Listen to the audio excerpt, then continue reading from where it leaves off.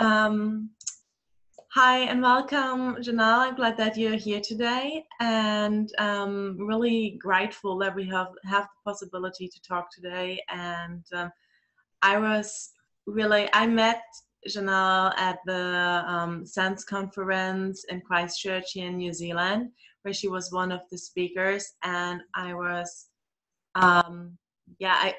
I basically was nodding all the time while she was talking because I could relate to so many things she said, and I thought it would be nice to have her on the Heal Your Heart platform.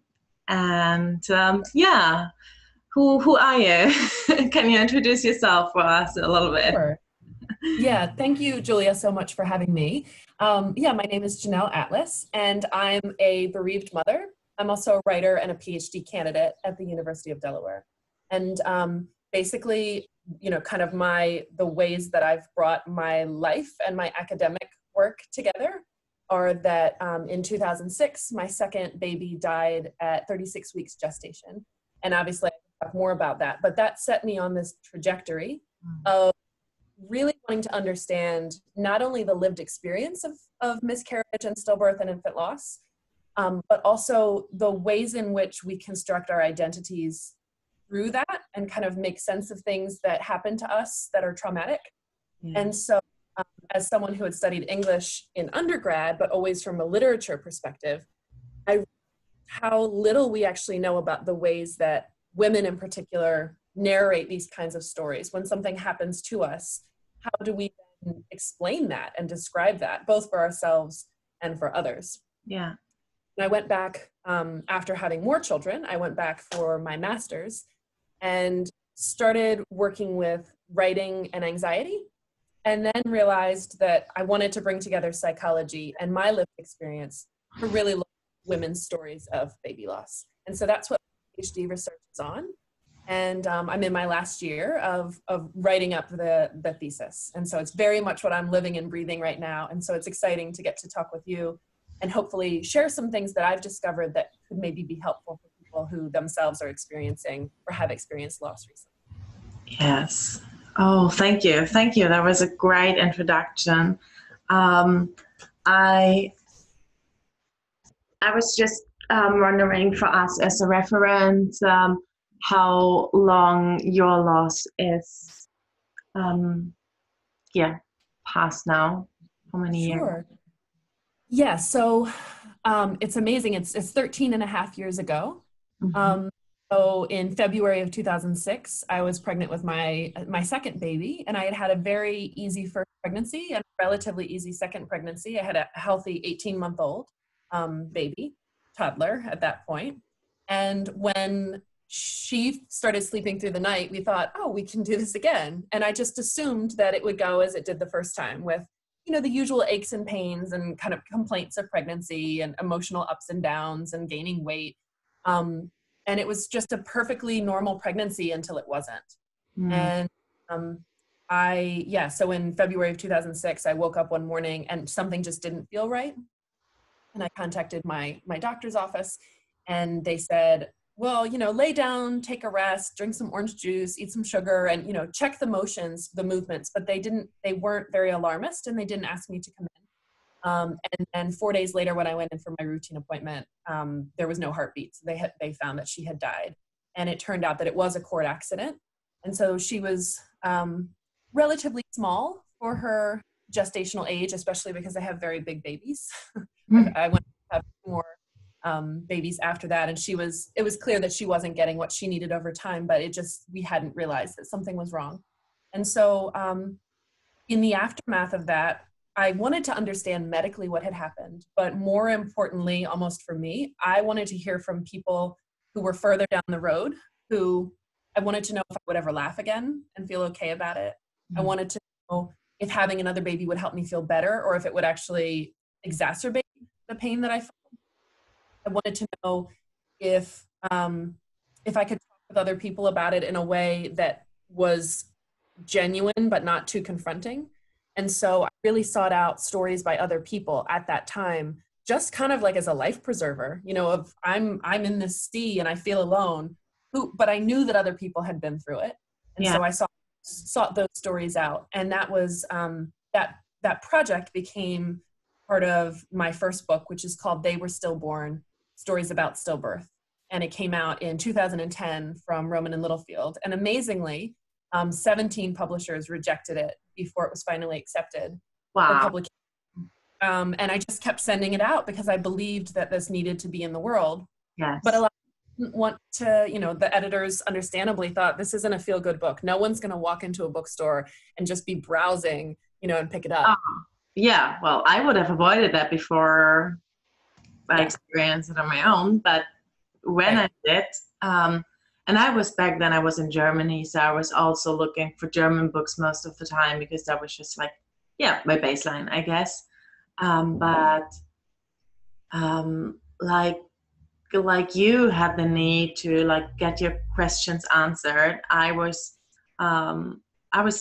trying to find books who would help me to understand and help me to see that I'm not alone, because other people's experiences help us in general to know that we are not weird in what we're experiencing. Like I experienced so many emotions that were going on, and I was wondering, like, is it okay that I'm happy right now? Is it, you know, is that allowed, that I enjoy that brief moment? And you even feel guilty when you have a moment where you're like, oh, you know, that's actually really nice. Of course, I wish I would still be pregnant, but that was actually a good moment, and you're like, then you feel guilty about it because you feel like. And in a sense, it's consonant with, I think, motherhood in general. I think as women, when I'm working, I feel guilty that I'm not with my children. Yeah. When I'm with my children, I feel pulled, you know, oh, I'm not getting this work done, and it's almost like if you're damned if you don't.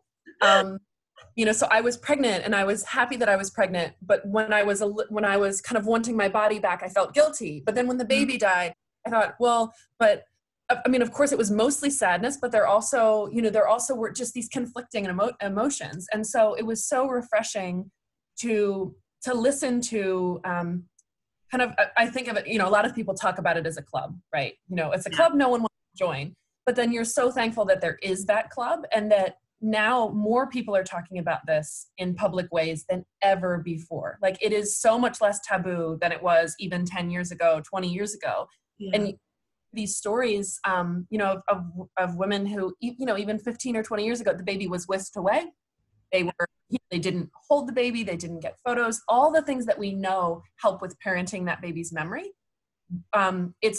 We've come such a long way. And I believe that storytelling and public storytelling really is part of that movement. Part of why we understand more is, instead of just brushing it under the rug and thinking of it as a medical situation, we're recognizing this is a fully embodied experience. This is a spiritual experience. This is a social experience. Yeah. And the way we tell these stories help other people tell their stories, because it's not isolated and alone. Yeah. That's really exciting to me to see that happening. As sad as I am that it's still happening, right? Of course, though we can't change that it's happening. We can just change how we use this experience and how we help other people who experience something else. And I think one thing that I remember from your talk was that we are so used, when we're reading, when we're writing, when we're listening to other people's stories, that we have this narrative with a happy end. But when you start writing shortly after you lose your baby, that's not where your story ends. Do you want to tell us more about this? I just remember it like vaguely, and I'm sure you can explain it way better than I can. So sure. So this is something that I draw from critical disability studies, which is a really important field of study that looks at the ways in which a lot of the ways that we do things is ableist, right? That we assume that bodies work in a certain way, and that people's phenomenological experiences in the world are the same. There's a normative one, when actually what we know more and more is that there's incredible diversity in how bodies work and how minds work, and how people people function in the world, and that there's nothing wrong with any of those ways. What's wrong is that we have this unquestioned assumption that this is the way it should be. And one of the things that is so useful from critical disability studies for thinking about baby loss and thinking about narratives about trauma is that there's this drive that we have, I think some cultures more than others, where there's a lack of permission to tell a story that doesn't have a neat and tidy ending. We all want that, right? I mean, it's so satisfying to read a novel or to read a book and to have, even if it's not happy, that there's some closure, right? There's some sense of, someone is going along, something bad happens to them, they overcome it, the overcoming narrative, and then they reach this higher plane of self-awareness or self-development, or that it's even better than it was before. Yeah. And I am a positive person, and I will very readily say that I'm glad that my daughter came into my life. And the fact that she died actually has been a gift that I did not foresee, how it would open up the world to me. That is not the point of the story. Yeah. Especially in the early days, people need to be able to tell a story that doesn't have a neat and tidy, tied up ending of, but this is the lesson I learned, or, but it's okay, I can have another one. There's this push that people have, that they're very uncomfortable with that unresolved, and just being present with someone who doesn't have that conclusion that makes everybody feel like it's okay, because it's actually not okay. Yeah. At that time, it is not okay. And maybe at some point that individual will get to a place of making meaning with it. Maybe they won't, but there needs to be a space where people can say, this is what happened. Yeah. It doesn't make sense. I am devastated. I do not feel okay about this. And not have people rush to say, but you can have another one, or, but what did you learn? Or why do you think it happened? Mm-hmm. That's not with that narrative, right? Yeah. Yeah. I feel like all those questions are valid if you ask them for yourself, when you are ready. Once you are ready, it's like, okay, what can I take from that? How can I turn that for myself into something that I am grateful for? How can I just appreciate my son Simon being part of my life? What have I learned? I'm not sure if your sound is off, if I can still hear you. Can you hear me? Oh, yeah, it's just a little bit, I think you're just a little bit, we have a little delay, I think, but that's okay. So. Can I just say, I think that's a really wonderful point that you just made, that sense making, if the individual themselves is starting to ask those questions and trying to seek resolution for themselves, that's really valid, and it's an important part of storytelling is figuring out causality, yeah, and coming to a discovery through narrating that story. But I think you're right that what's problematic is if it's kind of forced or enforced, that it's not okay to be in that muddled space. And that's one of the reasons I think that the reading other people's stories of loss it actually is a way that we are.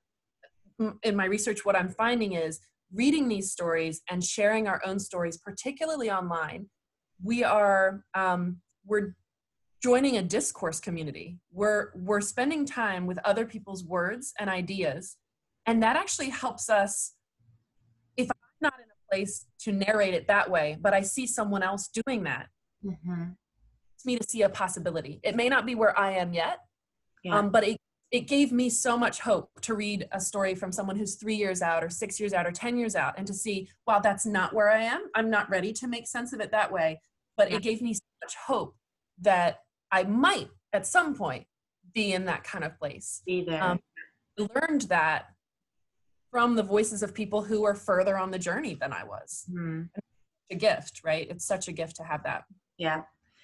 It helped me definitely a lot to read other stories and connect with other women who went through a similar situation. And I also get that feedback from women who were listening to my podcast so far, that I always try to tell certain parts of my story connected with the the elements that I'm talking about, how to cope with emotions, for example. And sometimes my goal is just to help people to find the words to describe the situation they're in. Because I remember that when I was in the situation of being like just in a dark hole and being like grieving and not wanting to get out of bed, I would not be able to describe it to other people because I would not know how. I've never experienced that before. There were no words. And then reading someone else's experience who was further along the line but was describing exactly that situation helped me then, if I talk to other people who were asking me how I am, to actually make sense for them of how I feel. Whereas before I would have just been like, I don't know, I'm not good, I'm bad, I'm just living, I'm alive, but nothing else. So, I mean, it helps to make sense for yourself, but also if you're in communication with other people, to explain what's going on for you. You put that so well, and you're definitely, the research that I'm doing is what you just said very much reinforces that something important about these stories is that I have found that there are at least 3 audiences for online digital baby loss narratives. And the first one, I do see these writers making sense for themselves, that it's called a self-defining episodic narrative, where they're taking a particular thing that happened, they're describing the embodied and felt sensations. It's very real to them, and they're connecting things to try to make sense of it, right? So, and the self who they are now because this happened to them. So that's the first audience. The second audience that I've identified is the community of other grieving parents, other grieving mothers, fathers, grandparents, friends, people who get it, but who want to know more, or who want, like you were saying, to adopt some language maybe from someone else to make sense for themselves. But there is that reaching out to an in-group. And there are these moments in these stories where women will say, to other mamas, if you're experiencing this, know that it gets better, or, who they're speaking directly to this other audience. Yeah. And then the audience that I've identified is the people who don't get it, that maybe stumble upon this or are have not experienced it firsthand themselves, but are trying to understand it. And in those instances, a lot of it is kind of making the statement, I am a mother. I did not do something wrong, right?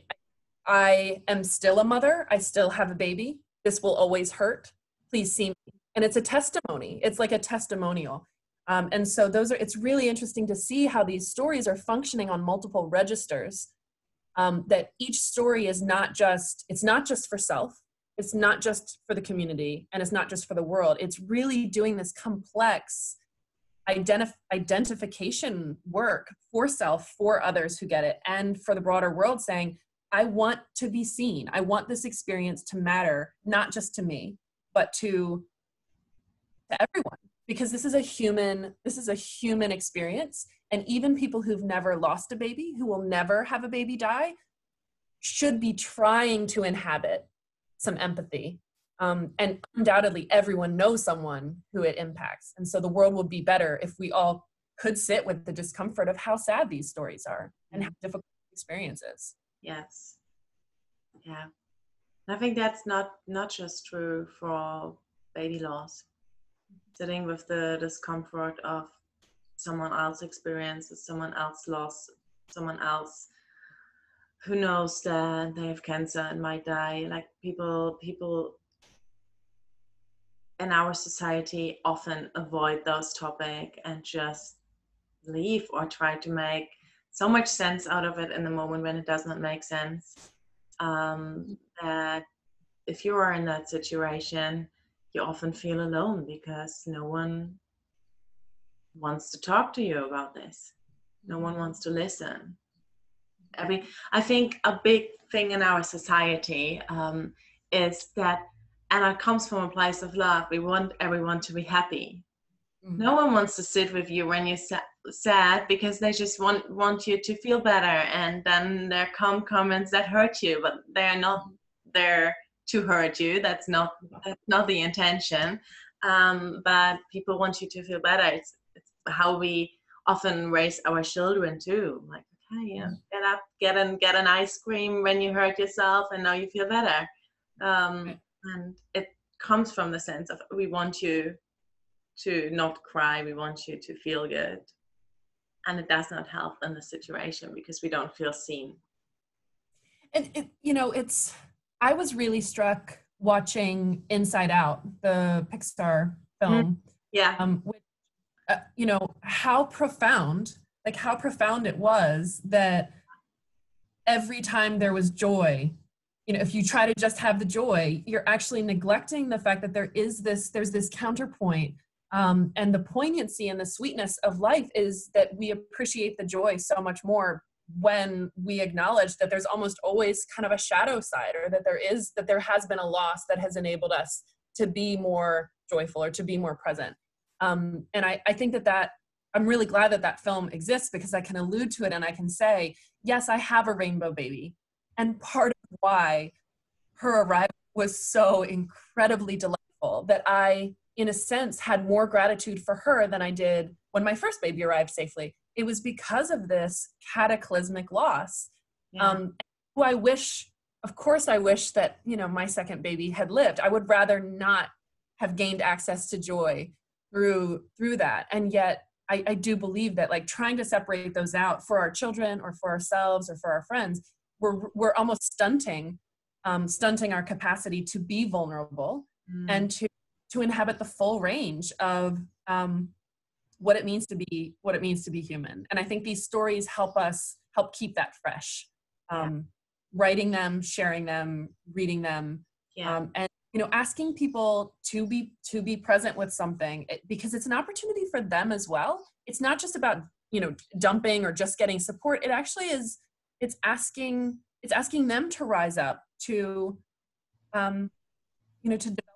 develop their empathy and to develop their skills. And I don't know about you, but I welcome those awkward, uncomfortable, painful, conversations, because it's like, what are we here for? We're walking each other home. That's what we're doing. Yeah. And this is let's give each other the chances to be that companion, to keep company. Yeah. So important in every experience of life. I think one quote that actually only made sense to me, or that I actually just have seen with open eyes, with awareness, is just simple: no rain, no flowers. And that just reminded me on what we were just talking about.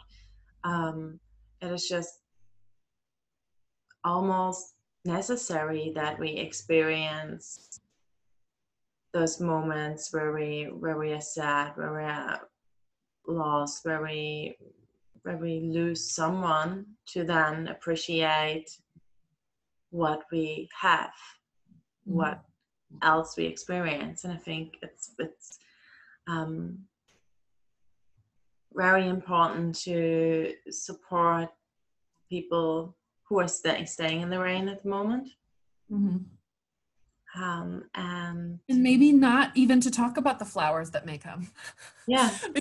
I'm thinking back to the first, month and a half, 2 months after, Beatrice died, my baby. And if someone said to me, good is going to come from this, in terms of instructing me, as opposed to them saying, whereas I didn't mind when I heard from people, who had some kind of loss, any kind of loss, and they said, the first 6 months were really tough for me, and then I started noticing these positive things, and then I started feeling better. I found hope in that. If somebody said to me, well, someday you're going to feel fun, you're going to feel good, that would have felt like punitive or, critical. But, and that's the power of storytelling is, and something that I look at with baby loss narratives is how, when you start to tell your story, anytime I do, people come out of the woodwork to share their stories. And that's why narratives are so social. And that's how we can respond to someone else's experience with ours without it being trying to change theirs. Yeah. But it's kind of weaving an image of these multiple threads together. When they touch at some points and they cross at some points and they diverge at other points. But the fact that we're sharing them together, we're weaving this tapestry of experience collaboratively. And the way that the stories that we listen to change the way that we tell our stories. And so that's why, you know, when early on, like you were saying, not having the language yourself because you were in the thick of it. Yeah. But when you read stories by other people who were able to describe, this is what I felt in my body, this is what I remember dreaming about, even if it was identical to yours, it was giving you the voice. You could almost ventriloquize. You could almost pull the pieces that resonated, and some of them probably didn't resonate. You know, I've never read a story and said that's exactly every single word is how I would put it, and that's the beauty of the individual quality, but also the universal that is intrinsic in these kinds of lived experiences that then we narrate. And I'm just so thankful that we live now. I really am. When I think about women in the 1950s or the 1800s, well, actually the 1800s, people did a better job. Actually, the Victorian era in America and Europe was, you know, family albums had portraits of, you know, the memento mori, you know, with the mother holding the dead baby or the baby in the coffin. We actually did go through a phase where death was just much more a part of life, and we were much more accepting of that. And then with the advent of medical advances, which I'm totally thankful for, but it almost became this thing of medicine can solve all of our problems, right? You know, the doctor can fix it, not the midwives, the doctor can fix it. Mm-hmm. And it's still very confronting to people now when, okay, you know, we have IVF and we have, you know, we have all kinds of fertility treatments. Well, some people still aren't able to have babies. We have ultrasounds, we have Doppler, we have home Doppler, we have, you know, prenatal vitamins, we have all this knowledge about how pregnancy works. And there still are times that there's an outcome that isn't what anyone did, right? A negative outcome. And it really, it forces us to confront the fact that we don't have as much control as we would like to have. And I think that's actually just as important as the taboo that a baby dying makes people feel uncomfortable. It's also the sense of, if it could happen to you, it could happen to me, right? And that's where people maybe put some distance. Infectious or something like that. And that can contribute to isolation. So it's it's a really complex societal construct that we're up against. When you narrate these stories, I think. And I think, how do I put that in words? I think that comes with that construct of that death is such a unaccepted things in our society. You know, we are not taking, I think we start now, but we are not taking pictures with our babies after they died. It's something that when you're, I think I would have said like, well, this is weird. Why would you take pictures if someone would have told me before? Now I know what a crucial part it is, and it was for me. And I think that we are not talking about it, and then we keep the distance to someone who lost their baby when we are pregnant or when we are planning to conceive is in our society totally normal and also understandable from that perspective of we are not connecting to the ones who have passed. And I know that in other cultures and in other times, it's just been, they've still been a part of our life forever, basically. Everyone who has lived, was with us for a short while, is part of our life for the rest of our life. So it was a time of grieving and a time of loss, but we always had the trust and knowledge that there with us, which gives you a different experience when you lose someone in general, I think. I don't want to go into a lot of detail because it's a very like deeply personal and meaningful experience that I had. But I didn't ever seek out kind of dream, or I didn't go to psychics or anything like that. But I did have a very beautiful spiritual experience. I had some contact with the some aspect of of my baby who died, and I was able to just feel, I already felt at peace. So I wasn't seeking it. It wasn't like I was worried that she was suffering or that she had suffered. I was pretty sure that she had died just only knowing love. But it was so helpful to me. And actually my spirituality has very much developed around the concept you were just saying of how in other times we were more, I think, more open to the idea that when someone who we love is no longer with us, either because they died or moved away, or we're no longer close, that they shape our life, and that they're still a part of us, and that there's this connectivity that I think we've kind of lost, and a lot of people are regaining through various spiritual practices and rituals and things like that. But I do think that the Pregnancy and Infant Loss Remembrance Month, the Wave of Light, this idea, not only are we connected to other people who have had similar experiences just by dint of like our hearts, right? Even if we're not physically in the same place, we may never know these people. There's an identity that we share, and there's a shorthand. Like when I meet a baby lost mom, it's almost like I can tell before I talk with her. Like there's just this shared lexicon, there's this shared experience. And with the Wave of Light, I also think, you light that candle, and there's a sense of this baby is not gone, right? And they're being remembered not just by you, but collectively by people who love babies who aren't with us. And so I have no doubt that I don't know exactly what I believe about where my daughter is, but I know that she is still a part of our family, and she's still a part of my life. And who I am today is so much of it I can attribute to her having chosen to be in our family, for that short time. And I wish she were still here. I wish that I was frustrated with her as a teenager, and that I was getting to see who would have been. Can't wish away the life that she did have, and the life that she's given me by teaching me as much as I've learned through losing her, through loving her and wanting her and having to say goodbye years before I wanted to. And so that's such a tremendous gift to get to that place, because I wasn't there for a long time. There were a lot of years where it wasn't even that I was angry. It was more just like I couldn't see the bigger picture yet. Mm-hmm. And then I feel such gratitude and such relief, and also gratitude to the people who were patient with me through those years where I didn't have a good answer for why it happened. And I still don't. There is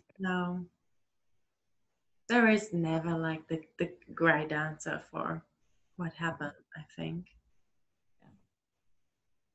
You were talking about spirituality, and my personal experience is that spirituality helped me along the way in many ways, and I was actively seeking for it without going to psychics, but with meditations. And I'm really glad that I started introducing spirituality in my life before I became pregnant, and I already started meditating and connecting to Simon when I was pregnant, and kind of like talking to him and building all this connection, and that made it easier for me to do the same afterwards. So for me, spirituality and that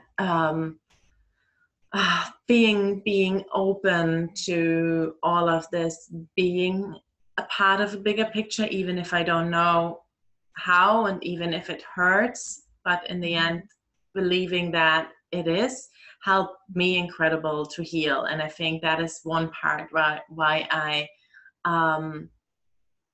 allowed myself to actively like heal and look at it, because it was not a taboo for me. It was something that was okay to think about and talk about. And I was just like always like almost like, I don't care if you're getting uncomfortable.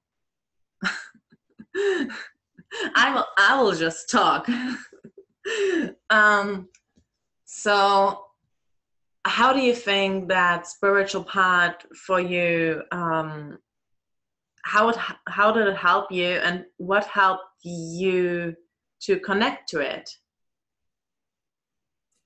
I was really incredibly lucky to have a core group of friends who were very, who had kind of developed their own spiritual paths and their spiritual traditions. I was raised evangelical Christian, and there are things that I still love about how I was raised. I no longer consider myself to be a Christian.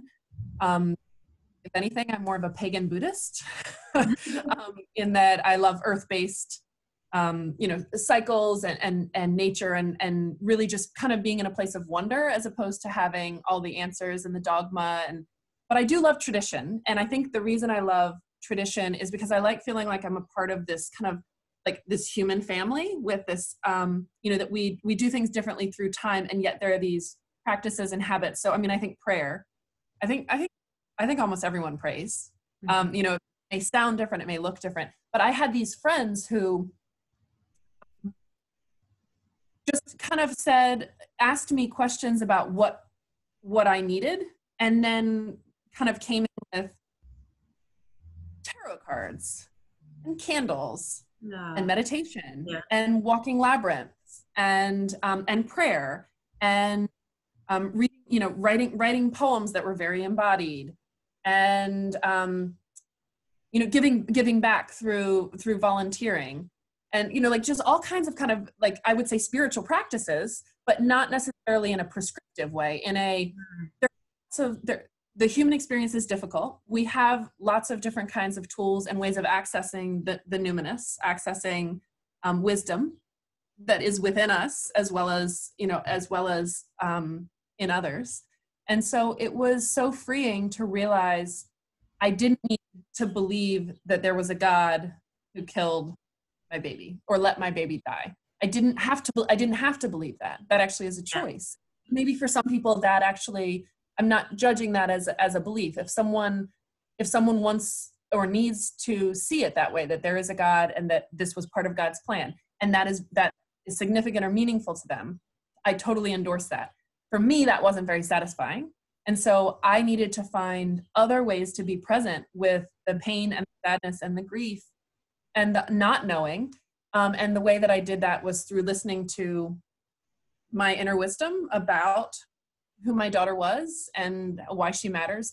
And then also being in community with people who, like we've been talking about, listen, share their own stories, hold space. And then I love rituals. I love connecting with nature and connecting with the earth in ways that help me remember that life is not a guarantee. Tomorrow is not a guarantee. And so how can I be present in this moment with the pain and the beauty and the sadness of autumn or spring or summer or winter, that each part of the year has these lessons that it offers up about how we are in the world. And so that's what I would say about my spirituality. And Beatrice, I do believe that she still exists, not in a form that I would recognize. But I don't believe that life ends when our bodies stop working. I believe that clearly, for me anyway, there's something that is beyond that, and that we're all a part of it. And so in a way, she's always, I can't reach out and touch her. I can't hold her. I can't see her. But I feel very, very certain that that we all are a part of something that continues. And so she still matters as long as I'm talking about her and remembering her, that in some way she's still active in the world. And that gives me a lot of comfort. Yeah. Yeah. I love that. And I resonate with it. I think one thing you said in there I wanted to point out again, and you mentioned that it is your choice to believe that. And for me, this is like such an important part, and it kind of goes back to what we were talking about at the beginning, that if someone comes to you and tells you it's for the better, you can have other kids, and whatever it is, it's not your choice. They tell you what to believe and what to think and what's supposed to help you, but as soon as you choose to believe something, that empowers you, that gives you back your power, basically. Because when we lose someone, I think like we are pretty much disempowered. And a lot of areas in life, I believe that people are in victim mode when they don't need to be. Mm-hmm. And then there are situations that really happen to you. You don't choose to lose your baby. It's not a choice. It's nothing that you manifested. It's nothing that it's your fault or anything. Mm-hmm.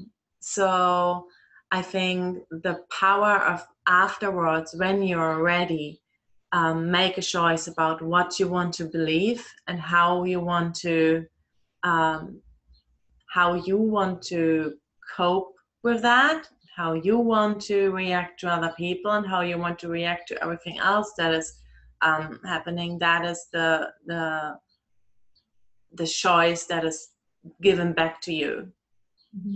And that can change all your experience. What you choose to believe can change how you experience the time after losing your baby. And if you, absolutely, 20 years later, still choose to believe that God took that baby to you to punish you because you're a bad person, you're going to suffer more than someone who believes that is an experience that helped you to grow in your life and not to punish you. A quote that I often think of, Pema Chodron, the Buddhist nun, says, the same sun bakes brick and melts butter. And I think it's that thing of, something happened, things do happen to us, like you said, that no one would choose this. No one would choose for their wanted baby to die, right? And the choice that we have is how we make sense of it and how we move forward and integrate that into our lives. Is it punitive? Is it self-damaging? Is it, are we telling ourselves negative things, or are we looking for ways to make meaning and to make sense that's life-giving?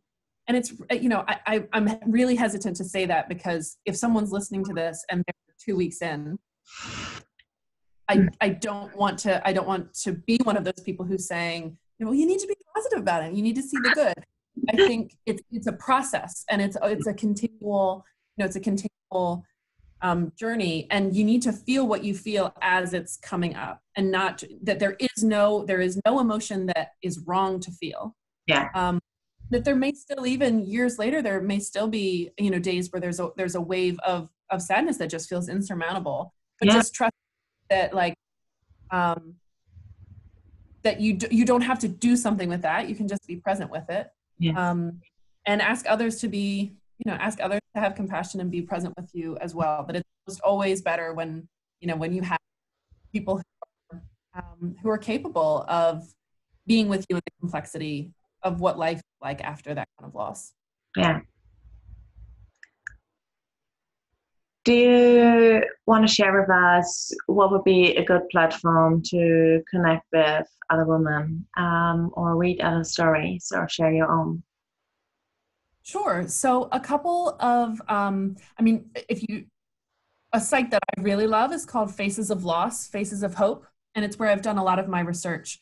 and it's worldwide. So people from all over the world, and you submit, and the stories are not edited, but they appear with many other stories. And so if you don't want to start your own blog or your own website, if that feels too overwhelming, you can write your story in whatever form. It can be as short as some of the words. One is 9,000 words that I researched, a woman who had multiple losses. And the thing about it that I really like about this site is that it's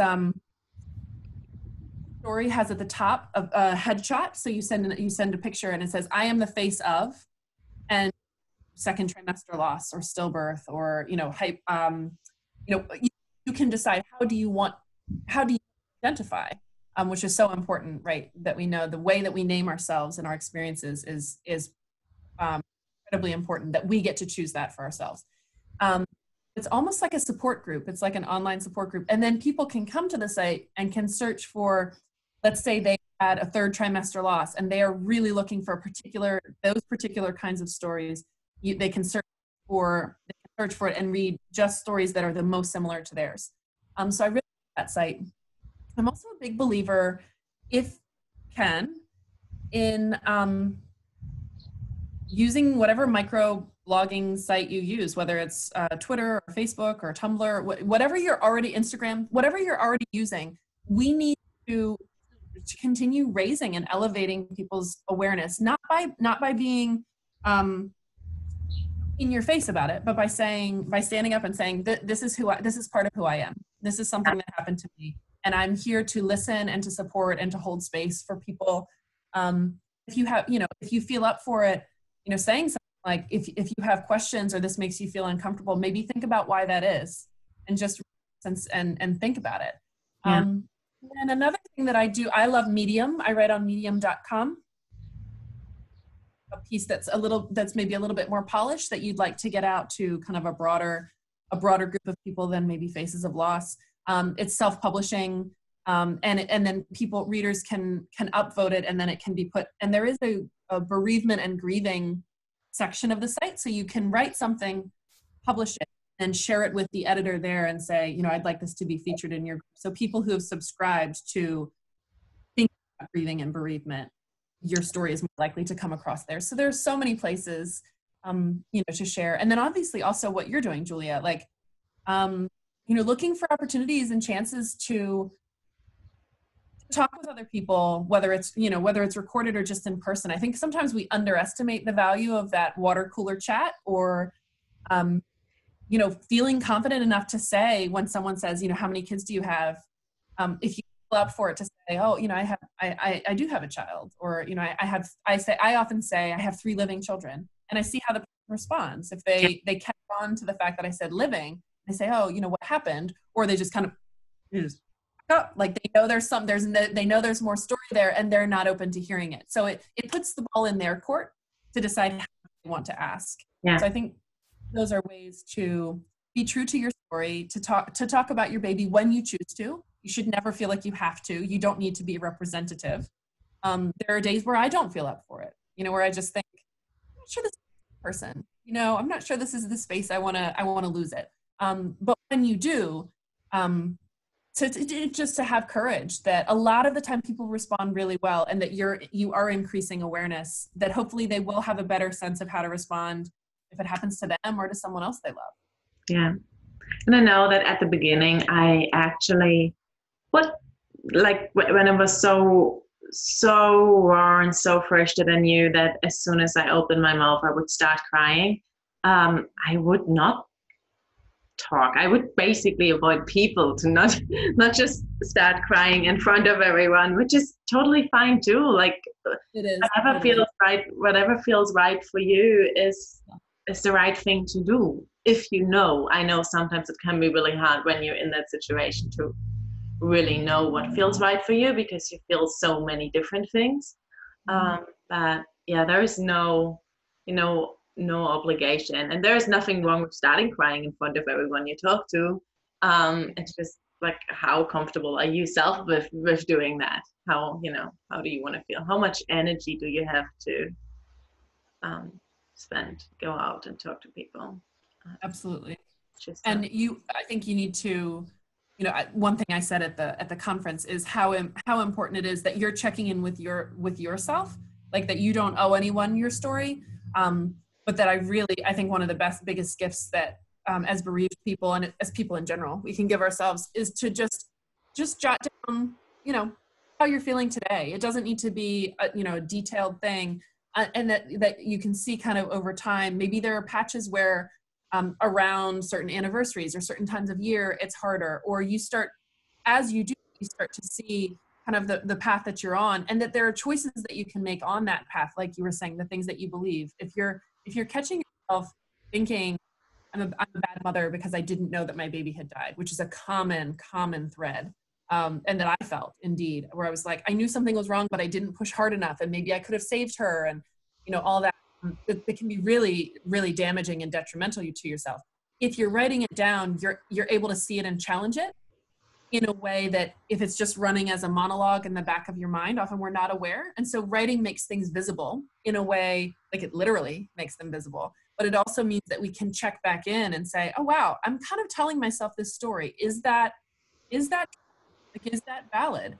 And then we can revise and kind of shift and change our story as we go.